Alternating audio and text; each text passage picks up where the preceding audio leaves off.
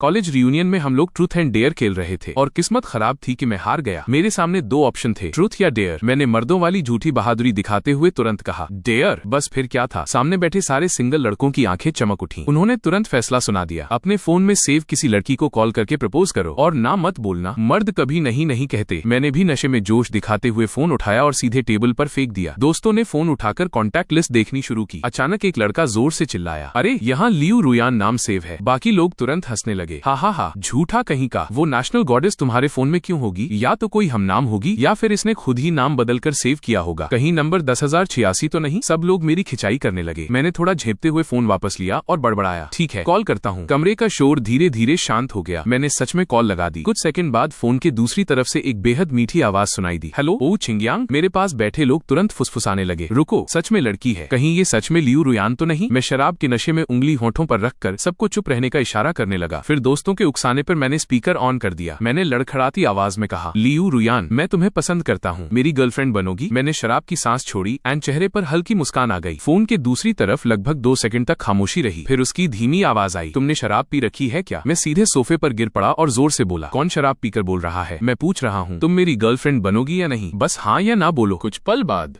Phone के दूसरी तरफ से बहुत हल्की आवाज आई, ठीक है। उस एक जवाब के साथ पूरा कमरा तालियों और शोर से गूंज उठा। अरे वाह, सच में पट गई। सब लोग हैरानी से मुझे देखने लगे, लेकिन तब तक मैं पूरी तरह सोफे पर बेहोश हो चुका था। आखिर में किसी ने फोन उठाकर कहा, आप ओ छिंगयांग की गर्लफ्रेंड है ना? हम लोग अभी शूकुन केटीवी में हैं, कृपया आकर अपने बॉयफ्रेंड को ले जाइए। एंड फिर कॉल कट हो गई। बाकी लोग फिर से गाने और मस्ती में लग गए एंड मैं सोफे पर पड़ा बेहोशी की हालत में पड़ा था। पता नहीं कितना वक्त बीत गया, तभी अचानक केटीवी रूम का दरवाजा खुला। एक लड़की जल्दी जल्दी अंदर आई। उसकी आवाज बेहद नरम और मीठी थी। माफ कीजिए, क्या ओ छिंगयांग यहाँ है? कमरे में मौजूद सभी लोगों की नजरें एक साथ उस लड़की पर टिक गईं। जब उसने सोफे पर पड़े मुझे देखा, तभी जाकर उसने राहत की सांस ली। अगले ही पल उसने अपना मास्क और चश्मा उतार दिया एंड जैसे ही उसका चेहरा सबके सामने आया, पूरा कमरा अचानक शांत हो गया। ऐसा लग रहा था मानो समय ही रुक गया हो। सबने पहले उसके चेहरे को देखा, फिर धीरे धीरे नजरें उस बड़े स्क्रीन की तरफ गईं, जहां उसी समय उसका म्यूजिक वीडियो चल रहा था। स्क्रीन पर दिख रहा चेहरा एंड सामने खड़ी लड़की, दोनों बिल्कुल एक जैसे थे। यहाँ तक कि मेकअप भी जरा सा अलग नहीं था। लड़की ने हल्का सा सिर झुकाकर कहा, हेलो, मैं लियू रुयान हूँ। आप लोग ओ छिंगयांग के दोस्त है ना? क्या कोई मदद करके इन्हें बाहर तक ले जा सकता है? इतना कहकर उसने दोबारा मास्क और चश्मा पहन लिया। फिर स्क्रीन पर चल रही अपनी तस्वीर को एक पल देखा